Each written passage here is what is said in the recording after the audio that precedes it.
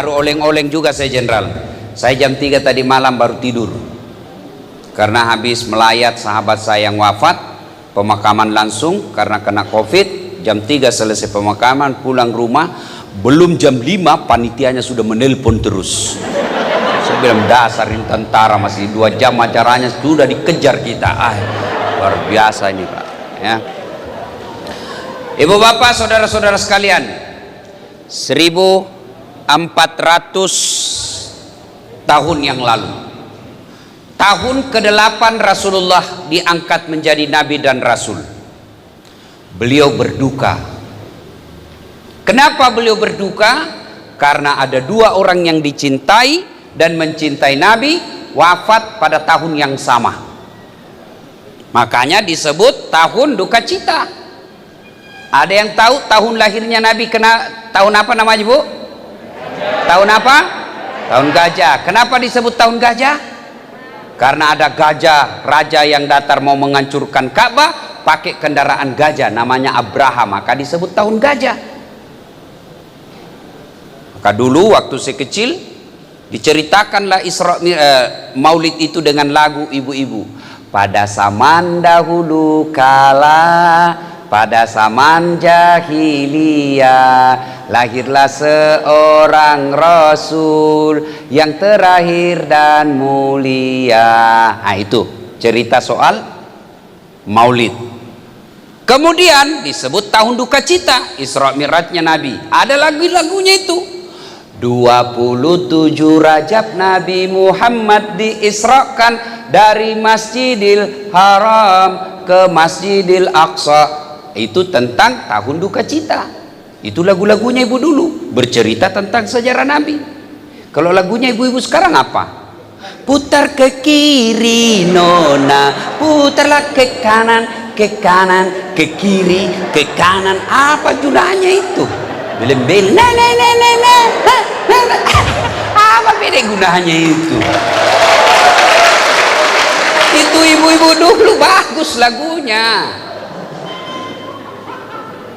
Marah-marah suaminya, dia menyanyi lagi. Insaflah wahai manusia, bila diriku bernoda. Itu ibu-ibu dulu. Sekarang kalau lalai panggil aku si Jablay. Itu ibu-ibu dulu memang bagus Bu. Padahal istrinya bukan perwira suaminya. Oh bagus lagu-lagunya ibu-ibu dulu. Itu ya. Nah, kenapa disebut tahun duka cita?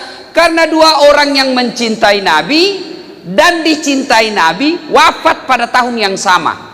Mencintai dan dicintai. Ada orang mencintai belum tentu cintanya dibalas. Saya cinta sama artis Korea yang sangat cantik, saya mau sekali sama dia, dia juga mau sama saya. Saya mau jadi suaminya, dia mau muntah lihat saya. Kalau ini Nabi mencintai dan dicintai, meninggal pada waktu yang sama. Siapa? Beliau adalah paman Rasulullah dan istri beliau Khadijah. Begitu Nabi bersedih pada tahun itu, maka disebut tahun duka cita. Jadi ibu-ibu, kalau Allah takdirkan lebih dulu meninggal, ya mau kemana pasti meninggal ibu. Orang kaya, orang miskin, raja-raja, rakyat biasa, polwan, Wah, pasti mati. Iya toh? Kalau Allah takdirkan ibu lebih dulu meninggal, lalu suaminya berduka terus berhari-hari sampai berbulan-bulan. Ya Allah, mengapa engkau terlalu cepat mengambil istri saya? Ya Allah, separuh napasku sudah hilang. Istriku adalah bidadari duniaku. Aku tidak bisa melanjutkan hidup tanpa ada di sampingku. Memang dia tidak cantik, tapi akhlaknya luar biasa, membuat aku tak bisa melupakannya. Calon penghuni sorga. Kalau sebaliknya, begitu istrinya meninggal, dia masuk kamar berteriak merdeka. Itu calon penghuni neraka. Ada juga kita begitu, Bu, setengah matinya kita dijajahnya, padahal kita tentara, tapi dia lebih letnan lagi dari kita. Waduh, lebih jenderal lagi dari kita. Nyarinya 24 jam, periksa handphone. Suaminya dijadikan tahanan politik. Ya. Nah, Nabi berduka, maka Allah memanggilnya. Jibril, kau turun jemput kekasihku Muhammad. Saya mau hibur dia. Kemana? Pantai Tanjung Bira. Banyak ubur-ubur. Ancol? Bukan. Malino? Bukan. Kemana? Langsung ketemu dengan Allah. Bapak-bapak kalau diundang Panglima TNI, senang apa enggak? Pasti senang. Saya baru-baru di WhatsApp Menteri Agama.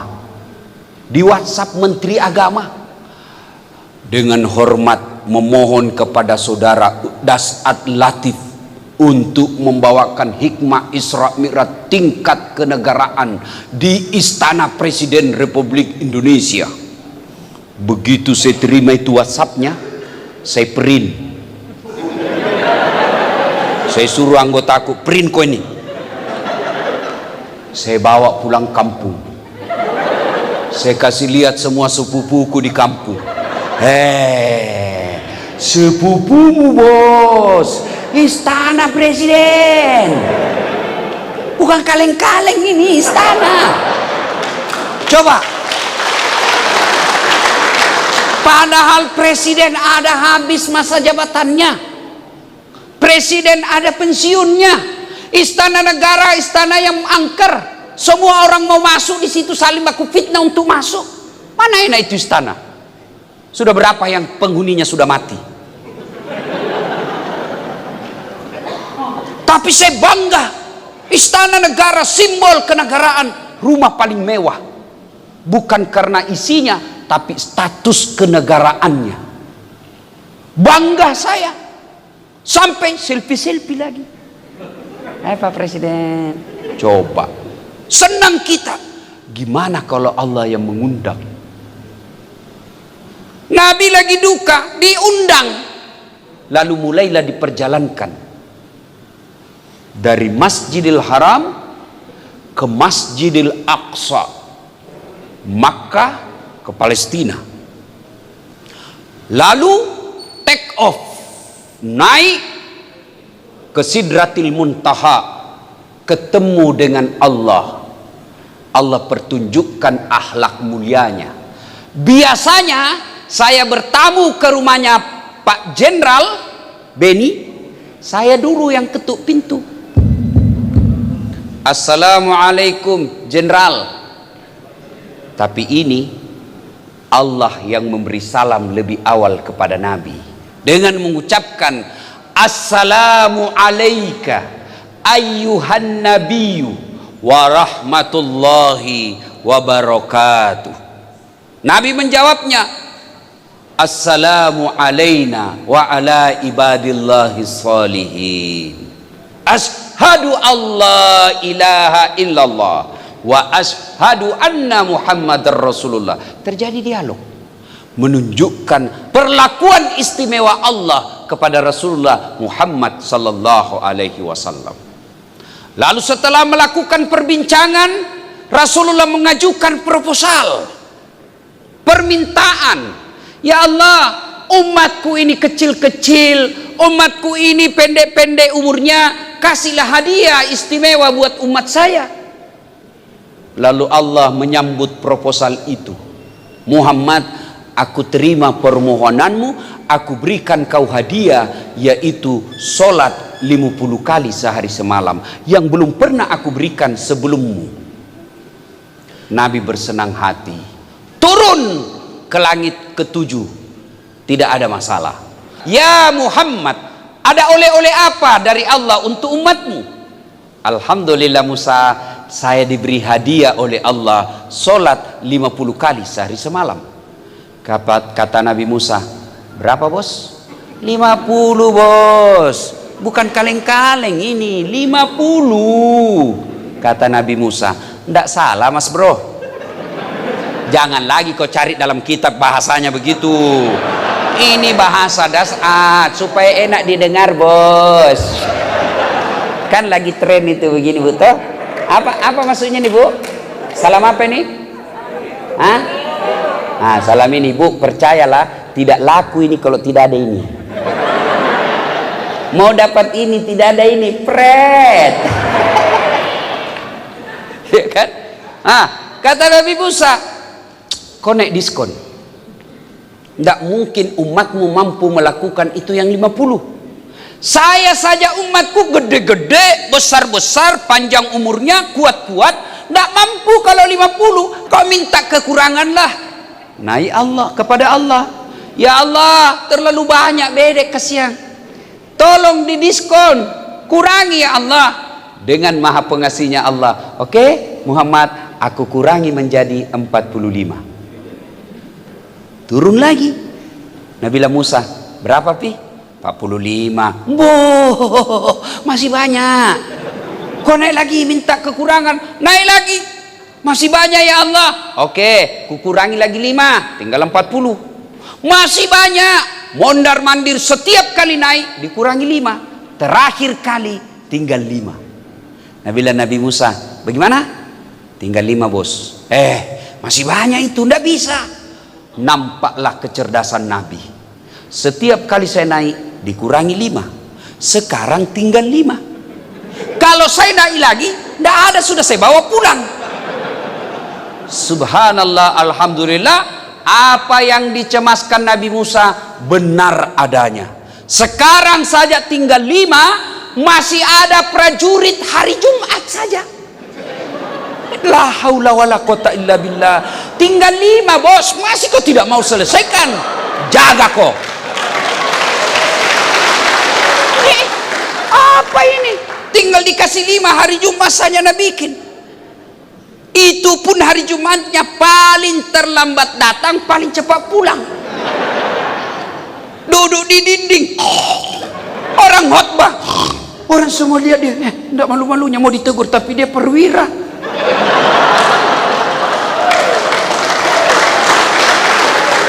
Mana ada yang berani tegur pak?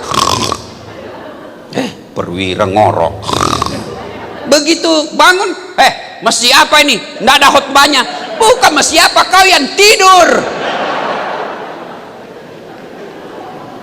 Nah, akhirnya tinggal 5. Ibu bapak bisa bayangkan bagaimana seandainya jadi 50. Kalau jadi 50, saya yakin Pak Jenderal Beni tidak akan bisa menjadi jenderal. Kenapa? Sholat aja dikerja pak. Baru bangun, hayya 'alas shalat, sholat. Begitu mau naik mobil, hayya 'alal falah, sholat lagi kita pak. Alhamdulillah tinggal 5. Maka bos, selesaikan itu yang tinggal 5. Alhamdulillah lagi, meskipun tinggal 5, nilai keutamaannya dengan pengasih penyayangnya Allah tidak mengurangi yang 50 itu. Poin pertama, nilai Isra Mi'raj. Ada masalahmu, Allah kasih kau hadiah menyelesaikannya, itu sholat. Nabi lagi berduka. Apa Allah perintah puasa? Tidak. Apa Allah kasih hadiah haji? Tidak. Apa Allah kasih perintah zakat? Tidak. Apa yang Allah kasih? Muhammad, kau sholat. Sholat kau. Kalau kau lagi berduka, ada masalahmu, kau sholat. Maka saudaraku, prajurit-prajurit angkatan laut, jika ada masalah dalam kepangkatanmu, jika ada masalah dalam keluargamu, jika ada masalah dengan kerjaanmu, jangan kau jauhi Allah, dekati Allah. Bukan dengan cara haji dan umroh, tapi salah satu yang paling efektif dan bisa kita lakukan kapan dan di mana saja, yaitu sholat 5 waktu. Mana ada prajurit tidak ada masalahnya? Nih. Muka penuh masalah semua ini. Tolong angkat tangannya yang tidak ada kreditnya. Tolong angkat tanganmu yang tidak ada kreditmu. Muka-muka kreditur semua ini, Pak. Mana? Gaji kita terbatas, selera istri tak terbatas. Iya. Mana ada, tidak ada tentara masalahnya. Jangankan bapak-bapak prajurit, bapak pikir Ustadz Dasat tidak ada masalahnya? Masalah, Pak. Salah satu yang paling masalah buat saya sekarang, banyak janda-janda yang curhat. Bener Jenderal, banyak. Ustadz, saya ini penuh masalah dalam hidup Ustadz. Saya butuh bimbingan Ustadz. Baiklah, saya akan bimbing ibu melalui WhatsApp, silakan. Tapi saya mencari imam, Pak Ustadz. Saya ingin imam dalam hidupku. Saya bilang, mohon maaf ibu, saya bukan imam, saya khotib.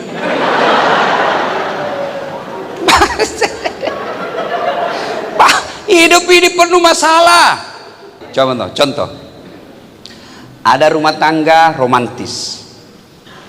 Panggil istri sayangku, panggil suaminya abangku sayang. Romantis betul. Tapi apa masalahnya? Sampai sekarang masih ngontrak-ngontrak.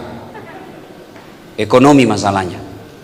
Ada lagi rumahnya bagus, mobil mewah, tabungan cukup. Apa masalahnya? Suaminya selingkuh, istrinya membalas. Coba, iya toh? Rumah mewah, saling setia, ada lagi masalahnya apa? Tidak punya anak.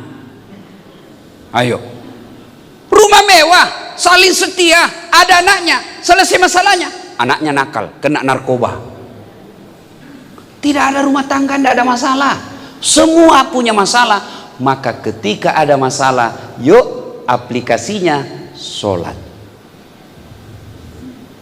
Saya sudah sholat Ustadz, kenapa masalah rumah tangga aku tidak mau selesai?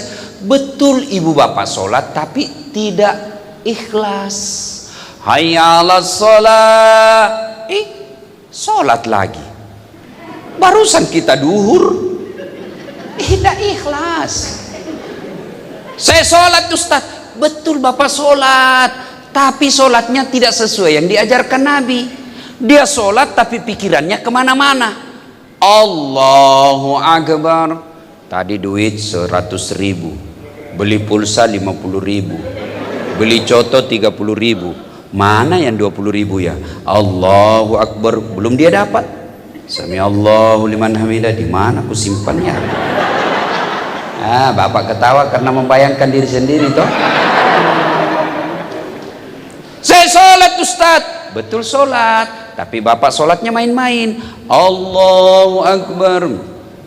Bismillahirrahmanirrahim.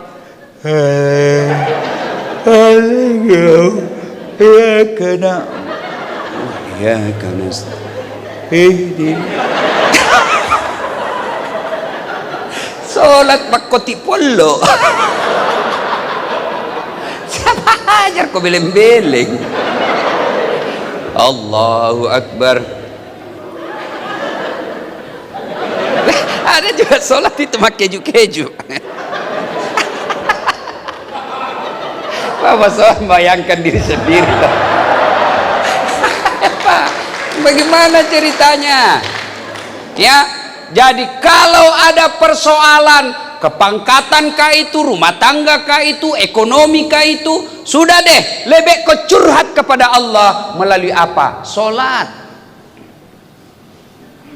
Tidak mungkin Allah berikan kejayaan kalau bapak tinggalkan Allah. Siapa yang punya dunia? Bapak jadi prajurit supaya dunianya baik. Jujur aja, munafik kalau bukan itu. Saya ngejar profesor di Unhas sebagai dosen, itu karena saya mau memperbaiki dunia saya. Tapi siapa yang punya dunia? Siapa yang punya dunia? Allah. Artinya mustahil Allah kasih dunia kalau yang punya dunia kita jauhi. Contoh, saya akrab dengan Gubernur Kaltim, Pak Isran Nur. Saya ke Kaltim. Assalamualaikum Pak Gubernur. Pak Ustadz, saya lagi di Balikpapan. Saya ada masalah ini Gubernur. Apa Ustadz? Saya mau silaturahmi sama keluarga saya, tapi tidak ada mobilku di sini. Oh, gampang Ustadz. Tapi saya lagi di Jakarta ini. Tidak ada masalah Ustadz. Tunggu. Gubernur telepon ajudan. Ajudan, siap. Tuh ada Ustadz Dasat di bandara. Siap. Perintah. Kau bawa ke mobil, isi full tankinya, jangan lupa kasih pembeli pulsa. Siap. Datang ajudan, izin Ustadz, kiriman dari Pak Gubernur, kuncinya full, ada sopir, ini pembeli oleh-oleh. Selesai masalahku soal mobil. Kenapa? Saya akrab sama yang punya mobil. Sebaliknya ada prajurit angkatan laut, tidak pernah ketemu sama ini gubernur, tidak kenal, tidak pernah lihat, sampai ke Balikpapan. Assalamualaikum Pak Gubernur, saya dari angkatan laut dan Lantamal 6 Makassar, saya lagi di Balikpapan, mau jalan-jalan, izin Pak Gubernur, pinjam mobilnya. Kira-kira siapa ditelepon gubernur? Ajudan? Bukan. Siapa? Kapolres. Tangkap itu, ada angkatan laut gadungan. Coba, tidak pernah ngadu kepada Allah, tidak pernah ketemu Allah, 5 waktu lepas, hanya ketemu hari Jumat, paling terlambat datang, paling cepat pulang. Tiba-tiba ada masalahnya, datang kepada Allah, ya Allah, saya sudah capek hidup, ya Allah, ya Allah, saya sudah capek hidup, ya Allah. Malaikat, Allah panggil malaikat, karena dia sudah capek hidup, cabut nyawanya. Apa gitu? Contoh lagi, ini Pak Jenderal, bintang 1, mudah-mudahan segera bintang 2. Jangan istri 2 Pak, bintangnya yang 2, bukan istri. Tapi berani Pak Jenderal tadi ini. Barusan saya dapat prajurit Pak, berani bicara poligami depan istri. Biasanya itu kan sembunyi-sembunyi. Ini ada istri beliau, saya bilang dalam hati, hebat juga nih Jenderal ini. Pak, beliau punya ajudan. Kira-kira kalau beliau panggil ajudan, ajudan, apa sikap ajudan? Siap Jenderal. Biar dia lagi tidur makan pisang goreng, panggil, itu langsung hilang itu Pak, langsung masuk ditelan bulat-bulat. Siap perintah Jenderal. Iya toh? Iya Pak Jenderal. Ada kira-kira ajudan dipanggil, ajudan, tunggu dulu Jenderal. Tidak, kau tunggu di kakimu bos. Kau berani tunggu-tunggu. Wah, ajudan, Bapak anda lihat saya sibuk. Pret, mana bisa Pak. Ayo. Padahal beliau ada mutasinya. Beliau bisa tinggalkan tempat ini, pindah lagi ke tempat yang lebih tinggi. Begitu takutnya kita, tidak berani mengatakan tunggu, tidak berani mengatakan saya lagi sibuk. Lalu kenapa ketika Allah memanggil kalian para prajurit, hayya 'alas shalah, sini kau, saya kasih kau, sini, kau sholat dulu, baru Allah membalasnya lagi, hayya 'alal falah. Ibu bapak tahu itu hayya 'alal falah? Arti sederhananya, sini saya kasih kau kejayaan seperti yang kau mau. Saya mau jadi jenderal, Allah jawab, sini saya kasih kamu. Saya mau rumah tanggaku bahagia, Allah dengar, sini saya kasih kamu. Saya mau lunas utang-utangku, sini kata Allah, gampang saya lunasi utangmu, sini kamu. Hayya 'alal falah, itu artinya, sini saya lunasi utangmu, sini saya sembuhkan penyakitmu, sini saya naikkan pangkatmu. Itu hayya 'alal falah. Allah panggil, Allah dengar doa kita, tapi jawaban kita, tunggu, lagi ada tamu, tunggu, lagi ada pembeli, tunggu, lagi sibuk. Ya sudah kata Allah, ya sudah, kalau gitu kau tidak mau saya panggil, ya uruslah itu dirimu sendiri. Maka tantangan kita di Isra Mi'raj ini, ada masalah, yuk perbaiki sholat. Demi Allah, tidak ada orang sengsara hidupnya kalau dia baik sholatnya. Saya kasih contoh, ada prajurit angkatan laut, 1 hari 5 kali datangi istrinya Pak Jenderal. Pagi datang ajak ngomong ibu, tengah hari datang lagi bawa masakan ala kadarnya khas daerah. Bu, ini namanya jalan kote, ini masakan khusus dari saya bu, saya belajar sendiri. Sore lagi datang lagi, bu ini namanya onde-onde, ini kelapa, biji-bijinya dikaprun, jelaskan. Mau maghrib lagi datang lagi, bu ini namanya palu butung, gini. Mau isya sebelum pulang lagi datang lagi, kasihan, bu ini namanya rokok-rokok onti. Kandre Jawa. Subuh datang, Bu, ini namanya bubur kacang hijau. Semua negara tak, semua budaya tahu ini, Bu. Jawa tahu bubur kacang hijau, Sunda juga tahu. Maka ini adalah simbol kenegaraan kita. Nih, bubur kacang hijau, Bu. Semoga Ibu bahagia menikmati semua yang saya hidangkan, Bu. 1 minggu aja tiap hari datang 5 kali. Langsung jenderal punya perhatian. Oh, baik, ini prajurit saya. Siapa namanya suaminya itu? Ini, Pak, sebenarnya beliau ini mau kasihan ini. Oh ya, gampang. Sudahlah, orang baik ini. Coba, itu baru manusia. Gimana dengan Allah yang sudah mengatakan ud'uni astajib lakum, minta kau kepadaku, saya kasih kau. Apa Pak Jenderal pernah bilang begitu? Minta kau sama saya kasih kau. Pernah? Bapak. Ayo. Manusia mana pernah? Paling teman dekat aja, teman aja yang dibilang, kau minta bos, tapi jangan banyak-banyak ya.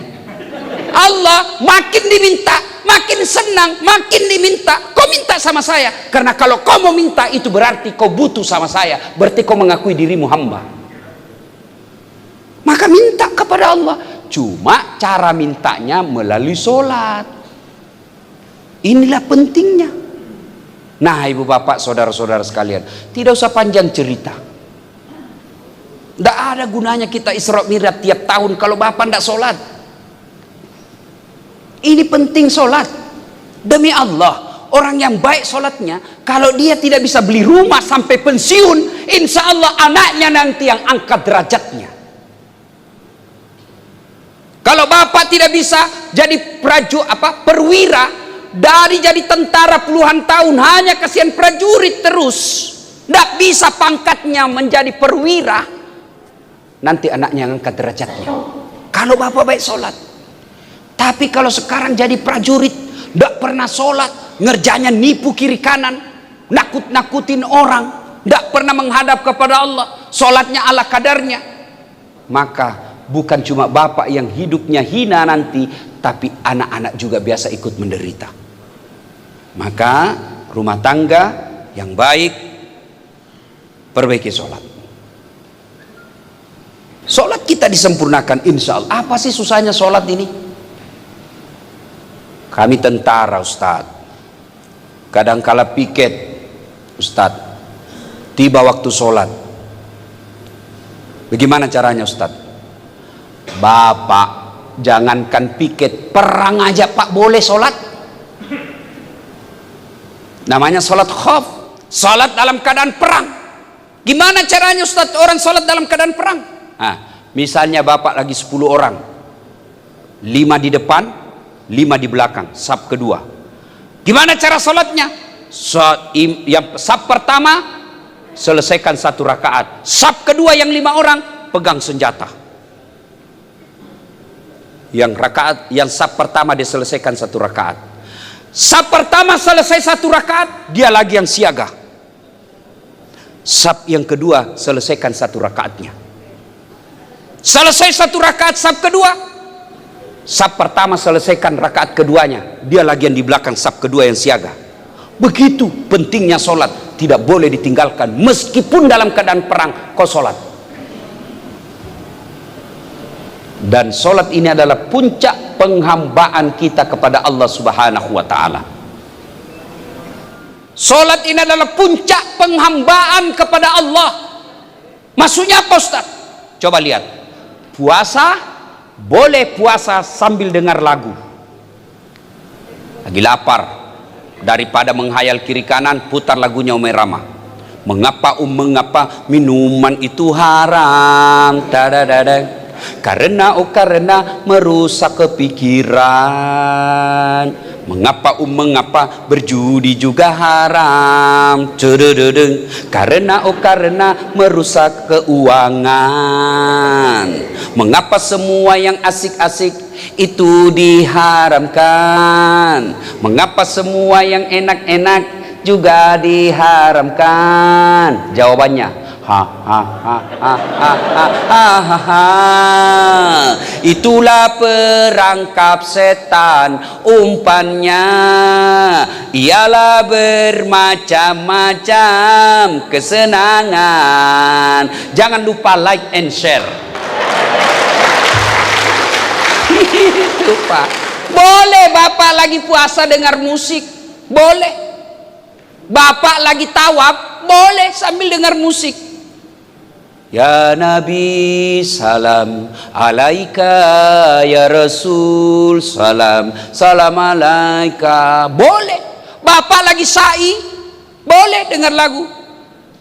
Ilahi salimil ummah minal afati wan ni'mah wa min hamdi wa min ummah bi ahlil badri ya Allah. Semua salatullah mullah ala toha rasulillah, salatullah salamullah ala yasin habibillah.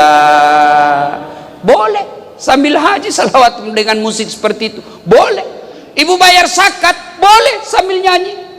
Ibu sambil haji sambil dagang, boleh. Puasa sambil dagang, boleh. Bayar zakat sambil dengar musik, boleh. Tapi ketika ibu sholat, tidak boleh ada kegiatan latih. Inilah puncakmu kau menghambakan diri kepada Allah, sembah Tuhanmu. Maka sholat tidak boleh ada kegiatan lain. Mana boleh kita sholat Allahu Akbar, begadang jangan begadang. Nah, bisa. Langsung dia bilang, sudah lama ini ustaz sakit. Itulah pentingnya. Maka sholat ini puncak penghambaan. Haji boleh diwakilkan, puasa boleh. Generasi kita ketika kita wafat ada udang, menurut sebagian pendapat ulama boleh digantikan oleh ahli warisnya. Tapi sholat tidak boleh. Saya malah sholat deh, siap jenderal, saya yang ganti jenderal. Terserah jenderal mau diganti berapa rakaat jenderal. Nggak bisa mentang-mentang jenderal mau diganti sholat, nenekmu punya neraka.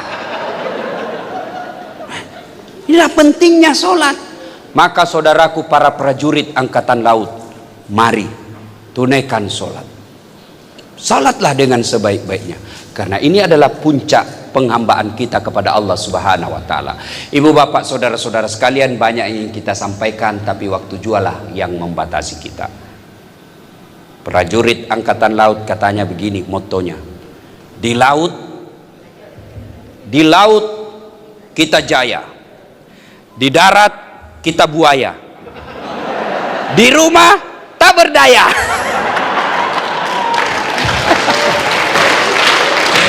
Ibu bapak saudara-saudara sekalian, terima kasih. Kita doakan Pak Jenderal segera menjadi bintang 2. Amin. Sehat walafiat. Teman-teman prajurit angkatan laut yang ada utangnya segera Allah lunasi. Yang suaminya bandel, Allah berikan suami yang soleh. Suami yang takut sama istri, menjadikan istrinya